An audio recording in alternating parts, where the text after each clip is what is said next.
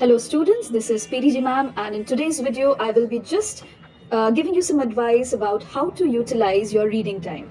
Now of course when I'm talking about the reading time and if I'm making this video at this particular point of time, then it's obvious that this video is for the students of class 10 and class 12 CBSE board who are appearing for their term 1 examination. And to be more precise, this is mainly for the students of class 12 CBSE who will be starting off with their major exam. You have your English on the 3rd of December. So this is for them especially. There is something called reading time, and I would just like to give you some tips and advice on how to utilize that reading time and what you actually mean by it. Now, if you had entrepreneurship as one of your subject, or if you had marketing, then you already know the pattern. You have already given one exam and by now you know how the thing is going. But for most of you who didn't have it and you will be starting with your first exam on the 3rd of December, this is particularly for them. Okay, so by now I'm sure you know this much is clear that your exam starts at 11:30. It's a 90 minutes paper, so it ends at 1. Okay, and you are given your question paper at 11:10 in the morning. Your exam starts from 11:30, but you're given the question paper at 11:10.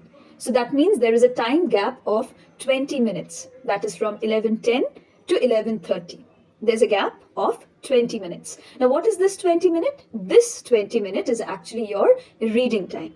You cannot start writing, you cannot start answering your question paper, but you can definitely go through the question paper, and the better you do it, more thorough you are with this, better will be your scope to score even higher or score better.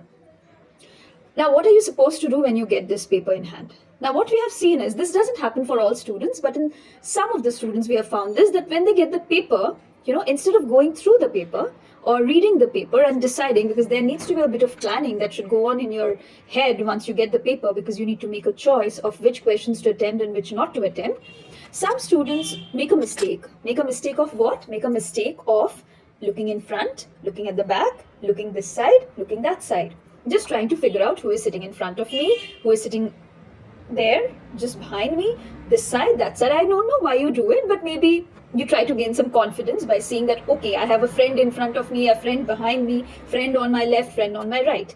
But please, my dear, don't do this, because you will be unnecessarily wasting your time and that will not help you. So what you're supposed to do when you get the paper is go through it thoroughly. First thing, read the instructions that are given on the question paper.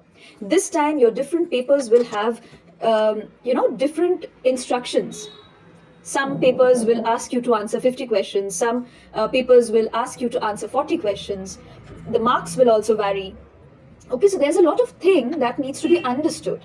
And the best way to understand is by studying the instructions that are given on the OMR sheet and the instructions that are given on your question paper. We call it the general instructions. We call it the general instructions, but believe me, they are the most important instructions. If you follow them, you will definitely never have a problem with your question paper in understanding how to answer it. Okay, so utilize your 20 minutes to the best possible manner. Optimum utilization of the reading time. Go through the paper, read all the questions carefully. Yeah, make up in your mind what are the questions you will attempt, what are the questions you will not attempt. Okay, because you need to decide. There will be some questions which you will feel little tricky. You might not want to attempt them. So make that planning. The moment you get your question paper, don't waste your time looking here and there. Just concentrate on the paper. Read the instructions, make up your mind. What are the questions that you would like to attempt, okay, or the questions that you are comfortable with or confident about, okay?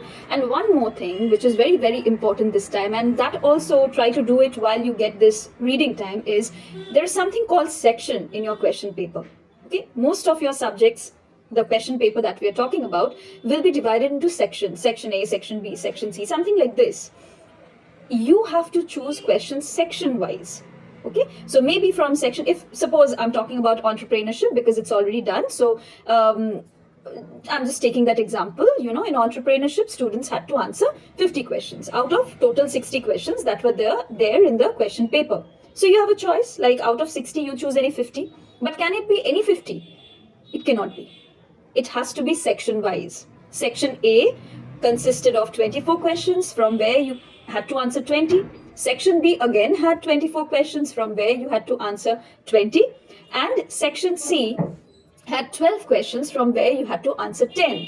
So 50 questions, fine, you have to answer 50 questions. But there also you have to decide from which section how many you will be answering and which one you will be answering. So these things will need some time. You should not be doing these things in a hurry, because remember, this is not a normal paper where you write and if you're not confident you cut it and you write please turn over and go to the next page. You are dealing with an OMR. Once a mistake is made, it's a mistake. There isn't much scope to rectify that. There is a bit of scope, but that also can be a little confusing. I'll talk about it in a different video. I'm not talking about it here. But my advice, and the only advice, and I think this advice you have got from all your teachers, from your school, from your heads of the institution, even from your parents, from your friends, that do not ignore the reading time. Utilize it to the maximum possible extent. And yes, don't get nervous. Keep your cool. Remain calm. If you have been serious throughout the year, this paper will not be a difficult one. You will score very high marks. You will be able to answer the questions with ease.